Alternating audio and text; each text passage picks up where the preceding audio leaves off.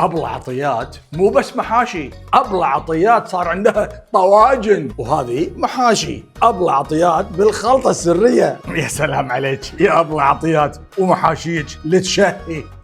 شوفوا لها الريش تسولف، والصفرة مكتة كاملة. شوفوا هالسلطة، لا ومن أطباقهم الجديدة هالدياي المحشي الشهي. شوفوا لا لا لا، محشي. وغير الدياي المحشي ترى عندهم حمام محشي يامي. وهذا الطاجن باللحمة. أبلة عطيات منزلة أطباق عجيبة، حتى عيشهم مو طبيعي. الله على الطاجن الشهي. شوفوا اللحم ولذاذته وترافته، وطاجن اللحم عجيب. شوفوا هالمنظر الشهي. شايفين طبق البشاميل عند أبلة عطيات، ملوخية مع الرز بالشعرية والدياي. منو ما يحب هالمنظر؟ أطباق محاشي أبلة عطيات متوفرة بكل الأحجام، وترى لازم تطلب قبل 3 ساعات لأنه يسوونها علشانك. وتقدرون تطلبون عن طريق الواتساب أو عن طريق موقعهم. وعليكم ألف عافية.